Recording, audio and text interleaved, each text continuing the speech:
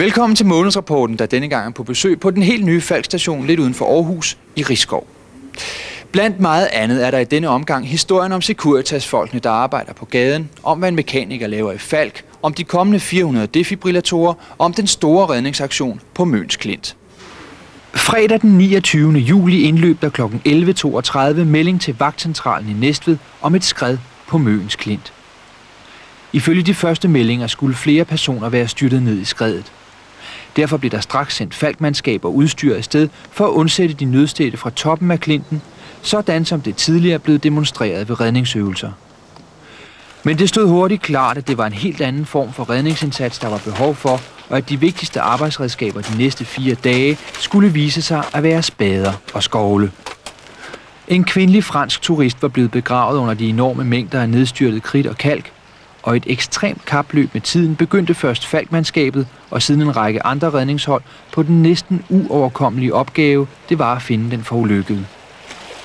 I timerne efter den første melding stillede alene Falck med 53 personer og 25 køretøjer. Og i løbet af weekenden deltog personale fra Beredskabskorpset i Hillerød og Næstved, soldater fra Vordingborg Kaserne og fra Hjemmeværnet, side om side med en række frivillige personer i det store eftersøgningsarbejde. Ofte var udgravningsholdene på mellem 50 og 60 personer, der på grund af den høje temperatur blev udskiftet med korte intervaller.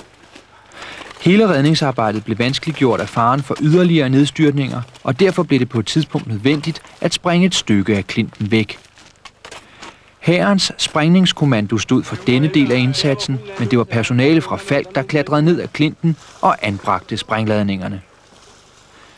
Søndag eftermiddag blev der sat gravemaskiner ind i eftersøgningsarbejdet, og først mandag aften blev den franske kvinde fundet dræbt, begravet i det bløde strandunderlag.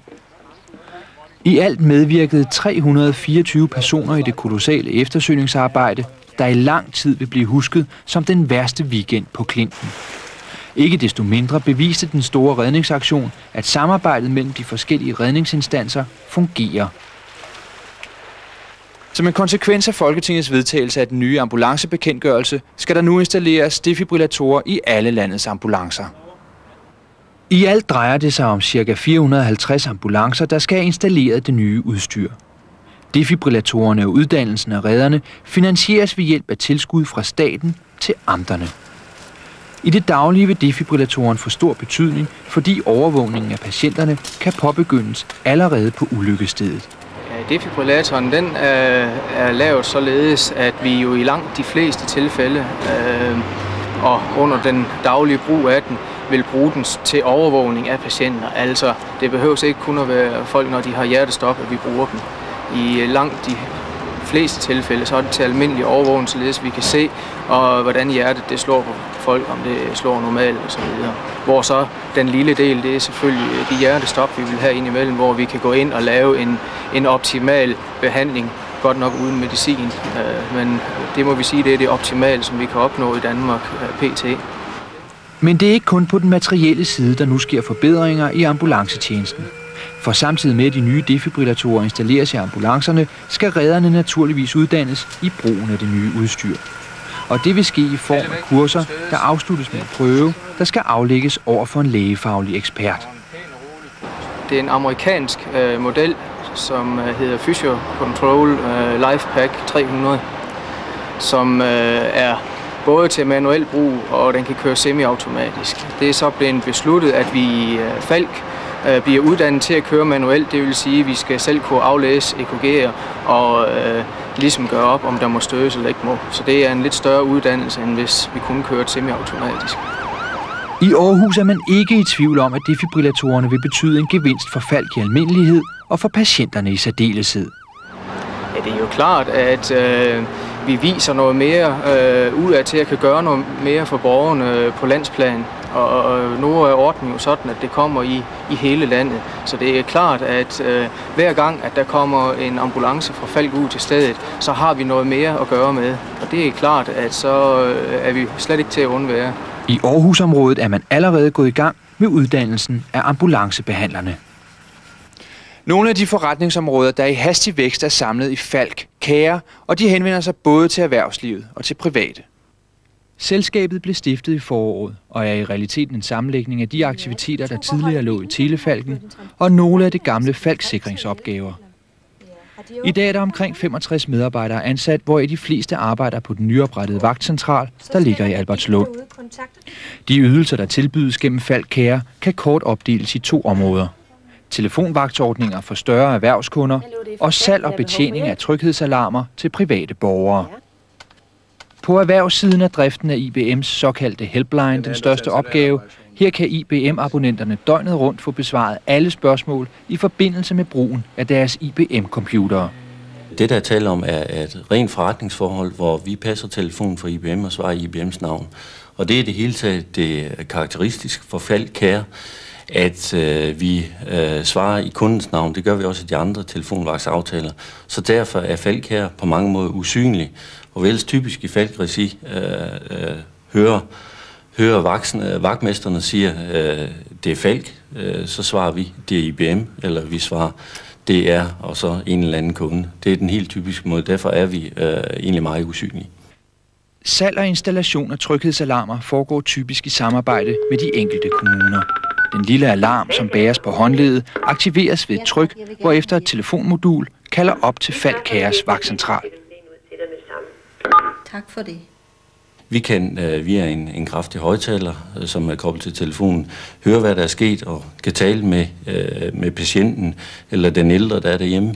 Men det behøver simpelthen ikke være så dramatisk, at det er et spørgsmål, om man er faldet. Der er også en del, der trykker på den, fordi maden ikke er kommet til tiden, eller sågar fordi sovsen er for kold. Ikke? Jamen, så sørger vi også for, at der kommer en kontakt til den kommunale madudbringning. Både tryghedsalarmerne og de fleste andre Falck Care-ydelser håndteres fra en særskilt vagtcentral. Ja, baggrunden for, at vi har oprettet vores egen vagtcentral, er den ganske simple, at de ydelser, som vi producerer hernede, blev produceret rundt omkring på korpsets vagtcentraler, og som jeg også har været inde på før på Falck sikringsvagtcentral. Det giver os nu nogle muligheder for at specialisere på nogle områder, som Falck redningskorps ikke har mulighed for, fordi det er jo i høj grad et spørgsmål om udkald af mand og biler til de forskellige kerneydelser. Men i det her tilfælde har vi så mulighed for at specialisere på området telefonvagtsaftaler, på tryghedsalarmer og på elevatoraftaler. Vores samarbejde med Falck redningskorps er meget vitalt for os, fordi at det vi tager sig af i Falck Care er overvågningsdelen, men hvor der er en reaktion, hvor der er nogen, der skal ud og kigge, se til et ældre menneske, jamen der er det Falck redningskorps. Vi har også på telefonvagtssiden, vi har på elevatorsiden, hvis der er nogen, der sidder fast i en elevator, jamen, så kan det være ganske typisk, at det er Falck redningskorps, der tager ud og sørger for at frigøre personerne under abonnement. I Falck Care stilles der store forventninger til fremtiden, blandt andet fordi dette område prioriteres højt i de overordnede planer for vækst. Det er sådan, at Falck Care og de produkter, vi står for, og det bliver produceret i Falck Care, er defineret som det, vi kalder et strategisk vækstområde i Falck. Det er hele ældreområdet, det er hele tryghedsområdet, og det er hele området af det, vi kalder vagtcentrale ydelser, som hovedsageligt består af telefonvagtsaftaler. Og det er egentlig baggrunden for, at Falck Care er dannet, og det er baggrunden for, at Telefalk-divisionen blev dannet primo 93. Og Falck Care er jo nu oprettet som et 100% eget datterselskab af Falck redningskorps og ligger som sådan i området redning, fordi det er der, vi naturligt hører hjemme, og det er der, vi har de største berøringsflader, nemlig med Falck redningskorps. Men det er nu ikke kun Falck Care, der har kundernes bevågenhed, når det gælder sikkerhed og tryghed. Her i Aarhus har Falck Securitas stor succes med vagtydelser på gadeplan. Det er byens forretningsdrivende, der betaler for servicevagterne, der både opererer ude på gaderne og inde i de enkelte forretninger. Servicevagterne kan på den måde aflaste butikspersonalet ved at tage sig af en del af de småting, der altid opstår i en forretning.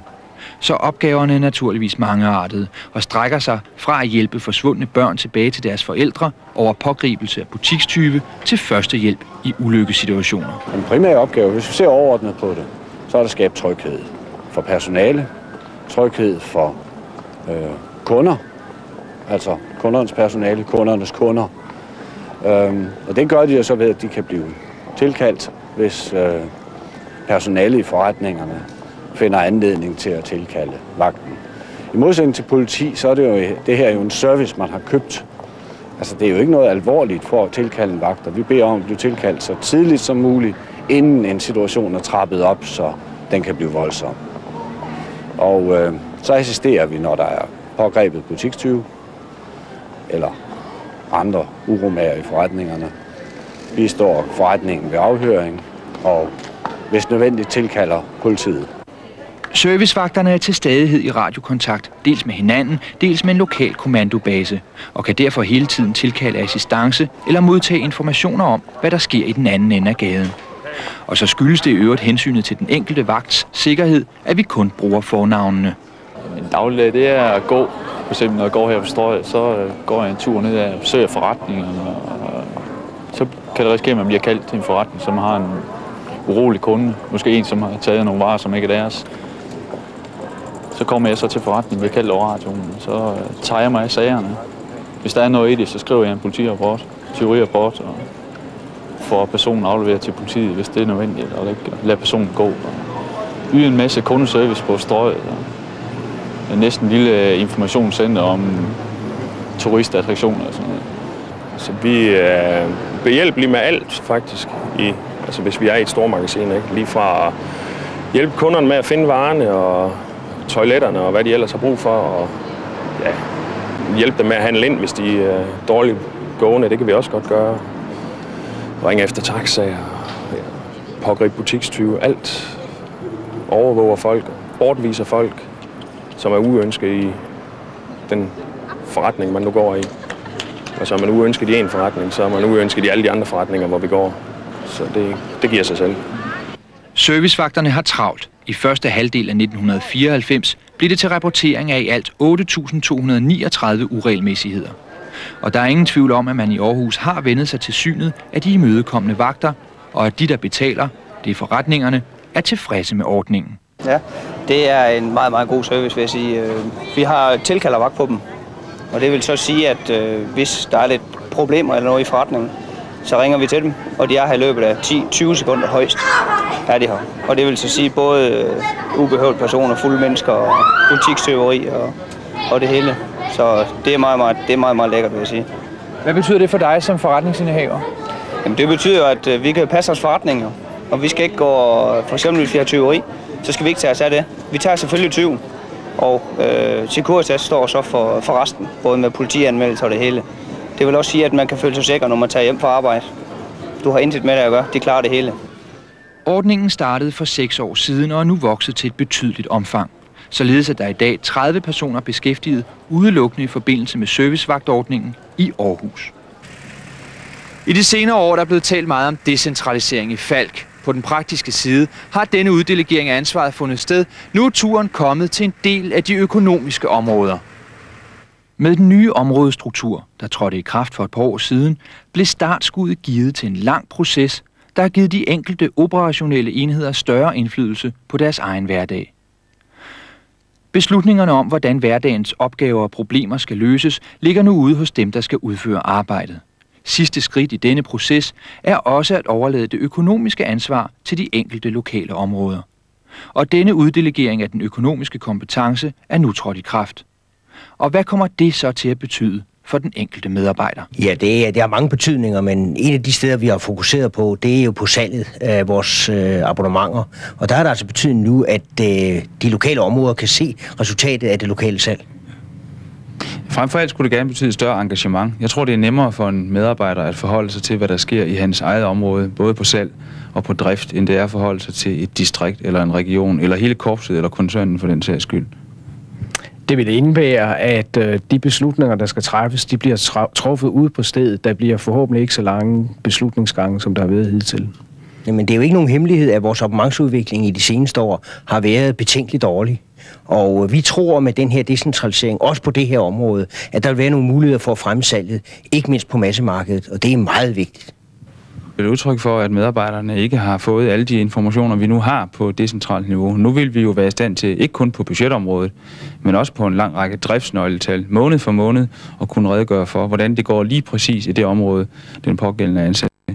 Og så er der jo altså en mulighed for at forbedre sig, ikke kun i forhold til andre områder, man kan sammenligne sig med, men jo også i forhold til sine egne historiske resultater. I opretningen af de økonomiske problemer, vi har haft, der er det klart, der er der mange beslutninger, der er blevet truffet centralt. Og vi har i flere år sagt, at vi vil decentralisere. Og det er nok også lykkedes i vidt omfang derved, at meget er blevet decentraliseret ud i regionerne, men der er det nok standset lidt. Og det vi nu forsøger at gøre, det er at flytte beslutningerne helt ud på driftsområderne af de enkelte stationer. Og det er ud fra en betragtning, som Peter Lindgaard var inde på, det giver større engagement. Men vi tror også, at i sidste ende giver det bedre beslutninger. Det er dem, der har skoen på, som kommer til at træffe beslutningerne. I rækken af medarbejderportrætter er vi denne gang kommet til mekanikerne.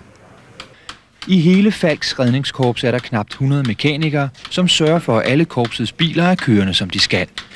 Værkstederne er placeret centralt over hele landet, og her udføres alt fra rutinemæssige serviceeftersyn til komplicerede reparationer. Martin Kylling er 34 år og har været hos Falck i 8 år. Han blev udlært mekaniker i 1980 og har blandt andet været maskinarbejder, før han startede hos Falck i Aarhus.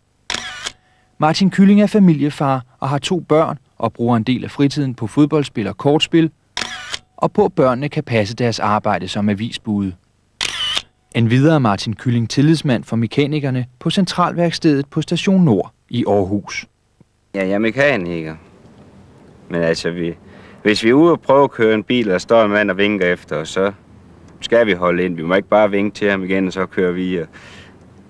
Vi må køre ind og så holde, og så måske kan vi hjælpe med det. Så må vi kalde på centralen, så sender de en vogn nu. Men jeg har bare haft en ansøgning liggende hernede på Trinsøvej. Og så ringede de en dag, om jeg var interesseret stadigvæk. Og det var jeg da. Vi møder om morgenen, og så som regel så er der her lige et stykke tid før, så ser vi for en kop kaffe op i kantinen, dem der skulle have kommet. Og så klokken 7, så går vi ned til værkstedet. Og så hvis der ikke er noget, så får vi som regel en eftersynssæl, eller vi får en sæl på en bil. Ræren, de skriver jo ned, hvis der er noget galt. Så får vi den, og så går vi ud og henter bilen og kører den ind. Og så laver det, der skulle være. Hvis det er et eftersyn, så tager vi først en runde her. Se om vi kan høre et eller andet mislyge. Og så tager vi den ind og går den efter, som jeg sagde før. Så det, ja, jeg vil ikke sige det samme, for det er jo forskellige biler hele tiden. Den ene dag, der kan det være en Unimog, den anden dag kan det være en stor DAF. Og så nu som i dag, var det sådan en Mercedes 410. Så det er lidt forskelligt. Det værste, det tror jeg, det er at skifte gearkasse på en Unimog. For der førerhuset skal tippes, og motoren skal ud, og styrestængerne, de skal løsnes, og kadangerne, de er skruet fast på en helt bestemt måde, så det er noget rigtig træls. Jamen, vi har det sjovt hver dag. Vi tager jo gas på en anden hele tiden. Igen i sommer har vikingerne hærget Frederikssund, men der rører sig faktisk andet og mere i byen ved fjorden. Frederikssund er en typisk dansk købstad med omkring 15.000 indbyggere. Og selvfølgelig er her også en Falck-station. Den nuværende station er bygget i 1963 og udgør rammerne for i alt 28 medarbejderes daglige arbejde. Her er de 4 kvinder, og de er alle falkoliner. Derudover er der 21 reddere og en leder. Stationen råder over 3 ambulancer, og de kører omkring 2500 ambulanceudrykninger om året, primært i Frederikssund Kommune og i de 2 nabokommuner, Skibby og Jægerspris. I Frederikssund er brandberedskabet kommunalt, så derfor er der altså ingen brandbiler for øje på i garagerne. Foruden stationen i Frederikshavn er Frederikssund indtil videre ene om at uddele metadon til de af byens stofmisbrugere, der er i behandling. Stationen i Frederikssund hører under vagtcentralen i Hillerød. Og som på så mange andre stationer, tager man fællesskabet alvorligt og hygger sig gerne sammen både i og uden for arbejdstiden.